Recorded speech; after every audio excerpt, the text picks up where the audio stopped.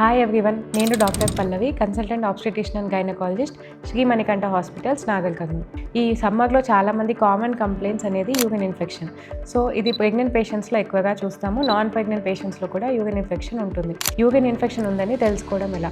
So urine అనేది ఎక్కువ సార్లు పోవడం, యూరిన్ వెళ్ళేటప్పుడు మంటగా ఉండడం, ఆ పొత్తి కడుపులో నొప్పి ఉండడం, లేకపోతే యూరిన్ అనేది ఆపుకోలేకపోవడం, ఆ యూరిన్ కలర్ డార్క్ ఎల్లో, ఆ క్లౌడీ ఎల్లో లాగా ఉంటే, ఆ క్లౌడీ వైట్ లాగా ఉంటే యూరిన్ ఇన్ఫెక్షన్ ఉన్నట్టు కన్ఫర్మ్ చేసుకోవచ్చు. దీనికి డాక్టర్ని సంప్రదించాలి. మేము ఇన్వెస్టిగేషన్స్ చేస్తాము, urine test and urine culture and sensitivity చేస్తాము. దీని ద్వారా మైక్రో ఆర్గానిజమ్స్ ఏమైనా ఉంటే దానికి సంబంధించిన యాంటీబయాటిక్స్ అనేవి స్టార్ట్ చేస్తాము. ఈ యాంటీబయాటిక్స్ అనేవి ప్రెగ్నెన్సీలో, నాన్ ప్రెగ్నెన్సీలో డిఫరెంట్ ఉంటాయి. ఎందుకంటే కొన్ని యాంటీబయాటిక్స్ ఫీటస్కి హార్మ్ చేస్తాయి.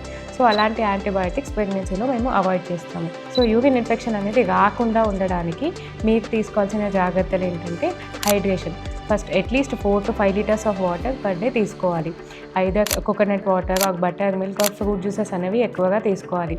మీకు మీ అండర్ గార్మెంట్స్ అనేవి డైలీ వాష్ చేయాలి అండ్ డైలీ కంపల్సరీ చేంజ్ చేసి అండర్ గార్మెంట్స్ వేసుకోవాలి. నెక్స్ట్ కామన్ వాష్రూమ్స్ అనేవి అవాయిడ్ చేయాలి.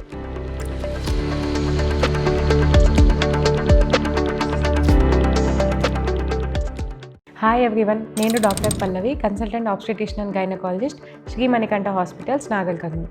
ఈ సమ్మర్లో చాలామంది కామన్ కంప్లైంట్స్ అనేది యూరిన్ ఇన్ఫెక్షన్. సో ఇది ప్రెగ్నెంట్ పేషెంట్స్లో ఎక్కువగా చూస్తాము. నాన్ ప్రెగ్నెంట్ పేషెంట్స్లో కూడా యూరిన్ ఇన్ఫెక్షన్ ఉంటుంది. యూరిన్ ఇన్ఫెక్షన్ ఉందని తెలుసుకోవడం ఎలా? సో యూరిన్ అనేది ఎక్కువ సార్లు పోవడం, యూరిన్ వెళ్ళేటప్పుడు మంటగా ఉండడం, ఆ పొత్తి కడుపులో నొప్పి ఉండడం, లేకపోతే యూరిన్ అనేది ఆపుకోలేకపోవడం, ఆ యూరిన్ కలర్ డార్క్ ఎల్లో, ఆ క్లౌడీ ఎల్లో లాగా ఉంటే, ఆ క్లౌడీ వైట్ లాగా ఉంటే యూరిన్ ఇన్ఫెక్షన్ ఉన్నట్టు కన్ఫర్మ్ చేసుకోవచ్చు. దీనికి డాక్టర్ని సంప్రదించాలి. మేము ఇన్వెస్టిగేషన్స్ చేస్తాము, urine test and urine culture and sensitivity చేస్తాము. దీని ద్వారా మైక్రో ఆర్గానిజమ్స్ ఏమైనా ఉంటే దానికి సంబంధించిన యాంటీబయాటిక్స్ అనేవి స్టార్ట్ చేస్తాము. ఈ యాంటీబయాటిక్స్ అనేవి ప్రెగ్నెన్సీలో, నాన్ ప్రెగ్నెన్సీలో డిఫరెంట్ ఉంటాయి. ఎందుకంటే కొన్ని యాంటీబయాటిక్స్ ఫీటస్కి హార్మ్ చేస్తాయి. సో అలాంటి యాంటీబయాటిక్స్ ప్రెగ్నెన్సీలో మేము అవాయిడ్ చేస్తాము. సో యూరిన్ ఇన్ఫెక్షన్ అనేది రాకుండా ఉండడానికి మీరు తీసుకోవాల్సిన జాగ్రత్తలు ఏంటంటే hydration. First at least 4 to 5 liters of water per day తీసుకోవాలి. Either coconut water, butter milk, fruit juices అనేవి ఎక్కువగా తీసుకోవాలి.